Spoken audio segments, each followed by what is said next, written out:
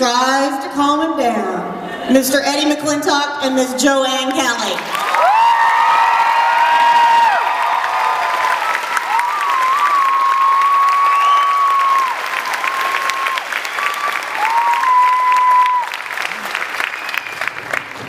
Your generous fans, over $3,000 of the 4,100 we got. So thank you guys. You guys, you're generous charity signatures and everything else, so thank you. Well, it's good to see there's no one here on a Sunday. On a Sunday. Monday, day 4. So we already have questions out there, but I want to ask Joanne a question. I think we'll start with Joanne. Well, how many people have been to a Warehouse 13 panel like last year or years before? Okay. So many of us have heard Eddie's version of Joanne and Eddie auditioning together. Joanne?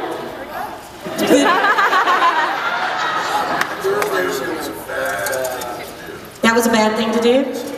Well... It's the same story. It's the same story, really? It really is? But good try. I was trying. All right, who here hasn't heard the audition story? If I hear this story, are you serious? Only 6 Come see me afterwards. We only have an hour. We only have an hour. That's true. I call it the walk of semi-fame. Speak for yourself. Yeah, because you know what? My heart hurts. Your heart hurts? Why does your heart hurt? I don't know. I think I have indigestion. My heart hurts too. Okay, You look so foxy in that Wonder Woman costume. I mean, how cool is it that, you know, you're a woman of your word and you have captained this ship for all these years. So really, she needs a huge round of applause.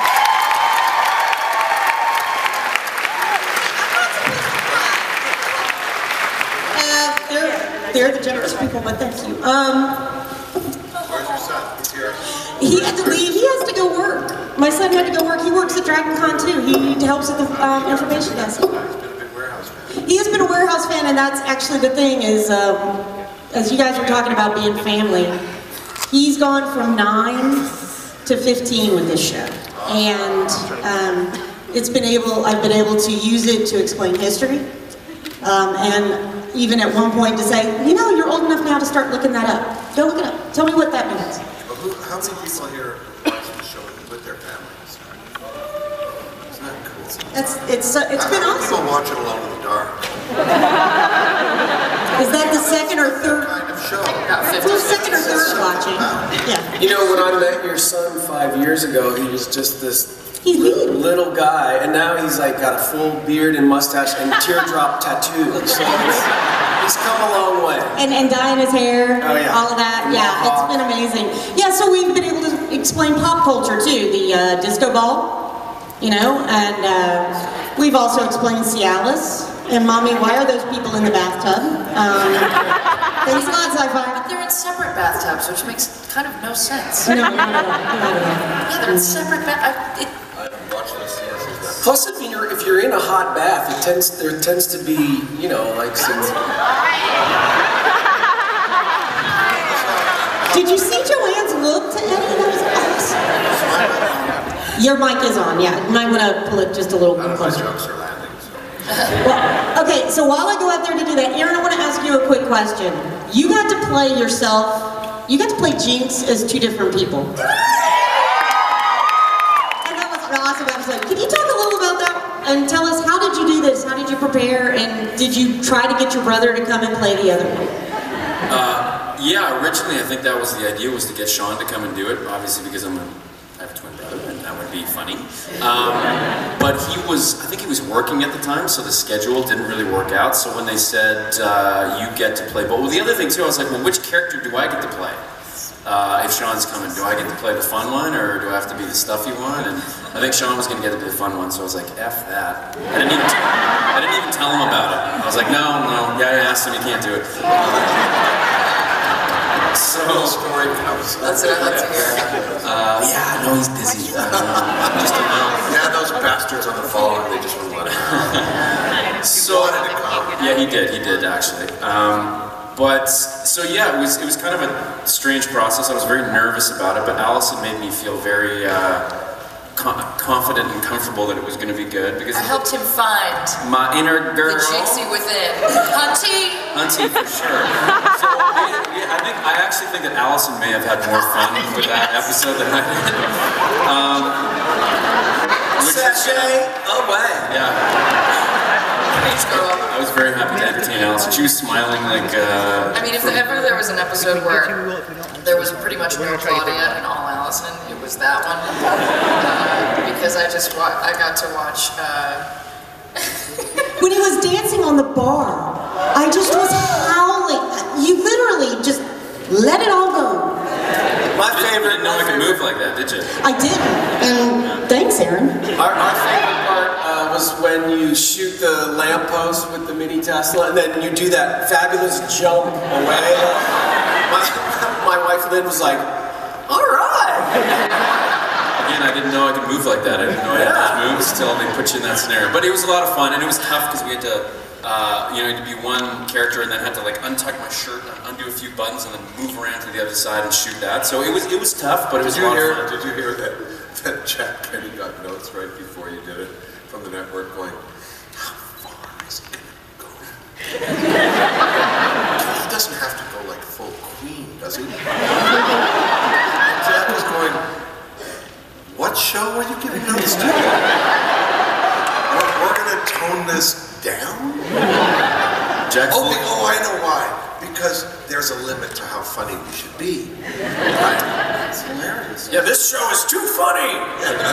Jack was literally giving me line readings. I was like, how do I say this one? And he would just do it. Like, I can do that. Okay, let's do it. All right, I can make that happen. So yeah, it was a lot of fun. I channeled Jack for the entire show. There was a grumpy dad character who was Jack, and I read the lines and I go, he said this in the writer's room. I know he did.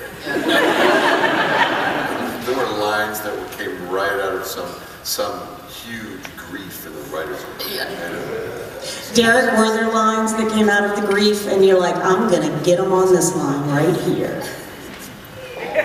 You're back. Derek can't speak very well today. He's far too hungover from He was at 3 the days of raves. rave last night, right there. That's why Derek- it was the 90s. I'm stuck. It's DragonCon. When else are you going to do this, right? It's DragonCon. And Derek, I just realized I put you on the wrong side. There is actually a microphone for you down there if you want to move or just share. That's so far away. Okay. It's very early and the lights are bright. We're all good. Okay, so we got our first question. Does anyone have an Alka-Seltzer for a writer? I think he needs some aspirin. If you have an Alka-Seltzer, hold up your hand. This is... Oh, what a relief. Oh, look, they turned down the lights a little bit for you. Here's our first question. Hey, Jonah. Hi. Hi. Jonah! All right, man. Every time you do that, I skip a beat. Don't break it, man. Don't break him, okay? First of all, I just wanted to say thank you for all coming and just making this one of the best experiences of my whole entire life. Thank you so much.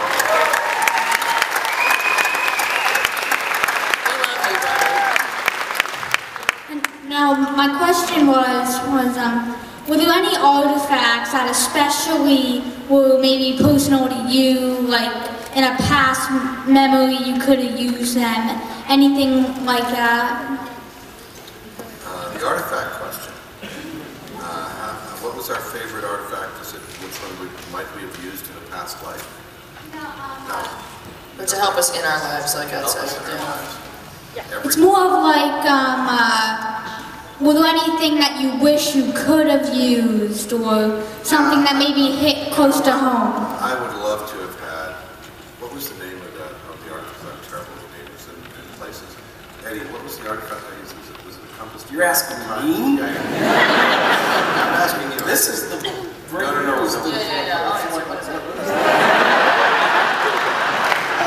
I use to go back in time? The astrolabe. The astrolabe. To turn To turn to it go back on. because here's the thing about the astrolabe that's really interesting.